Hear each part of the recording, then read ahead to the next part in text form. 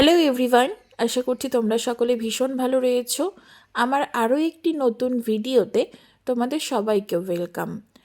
আজ দীঘা ভ্রমণের আমাদের দ্বিতীয় দিন। দীঘা ভ্রমণের দ্বিতীয় দিনে সন্ধেবেলা আমরা গিয়েছিলাম ঢেউসাগর পার্কে। এখানকার রাতের সৌন্দর্য এক কথায় অনবদ্য। তার মধ্যে 31st নাইট আরও চারিদিকে সুন্দর লাইটিংয়ে সাজিয়ে তুলেছে ঢেউসাগর পার্ক। এখানকার এন্ট্রি ফিস 30 টাকা পার হেড। তোমরা চাইলে অবশ্যই সেখানে দিনের বেলাও ভিজিট করো, কিন্তু দিনের বেলার থেকে আমার মতামত অনুযায়ী যদি তোমরা ভাবো তাহলে আমার কাছে রাতের সৌন্দর্যটাই বেশি সুন্দর বলে মনে হয়েছে। এখানে বড়দের পাশাপাশি ছোটরাও কিন্তু খুব সুন্দরভাবে এনজয় করতে পারবে। ছোটদের জন্য কিন্তু অনেক অ্যাক্টিভিটি রয়েছে এবং বড়দের এনজয়মেন্টের জন্য অনেক কিছু অ্যাক্টিভিটি রয়েছে। এই ক্রুজটি তোমরা দেখতে পাচ্ছ, এটি কিন্তু বোটের মাধ্যমে তোমাদের মাঝ নদীতে নিয়ে গিয়ে বেশ মাঝ নদীতে এনজয়মেন্ট গান বাজনার একটা ব্যবস্থা করা হয়েছে। এর চারিদিকে কিন্তু অনেকগুলো খাবার স্টল রয়েছে, অ্যাক্টিভিটির জন্য গেমস রয়েছে, বাচ্চারা কিন্তু ভীষণ মজা পাবে।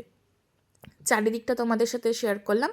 যদি তোমাদের আমার ভিডিও ভালো লাগে তাহলে অবশ্যই লাইক, কমেন্ট, শেয়ার এবং সাবস্ক্রাইব করে আমার পাশে থেকেও কমেন্টে জানিও তোমাদের এই ভিডিওগুলো দেখতে কেমন লাগছে, কারণ তোমাদের ভালো লাগাটাই মেন। তোমাদের ভালো লাগলে তাহলে আমিও উৎসাহ পাবো আরও নতুন নতুন ভিডিও তোমাদের সাথে শেয়ার করতে। যাই হোক, এর আগে তোমাদেরকে অনেকগুলো ভিডিওতে বলেছি আমি, মানে আগের দীঘার ভিডিওগুলোতে কোন কোন জায়গা তোমরা দীঘাতে ঘুরবে এবং এখন সেখানকার রুম প্রাইস বা কোন হোটেলে থাকলে তোমাদের সুবিধা, তোমাদের সুবিধার্থে জানিয়ে রাখি। দীঘা ভ্রমণের জন্য বেস্ট টাইম হচ্ছে কিন্তু গরমকাল। যেহেতু আমরা 31st নাইট এনজয় করবো এবং হুট করে আমাদের প্ল্যান হয়ে যায় দীঘা যাওয়ার, যার জন্যে কিন্তু আমাদের কাছে একটু ব্যাপারটা জটিলতা মনে হয়েছে। যাই হোক, তোমরা কিন্তু আগে থেকেই সমস্ত কিছু প্রি প্ল্যানিং করে বুক করে তারপরে যেও, তোমাদের সুবিধার্থে এটা অনেক কাজে আসবে।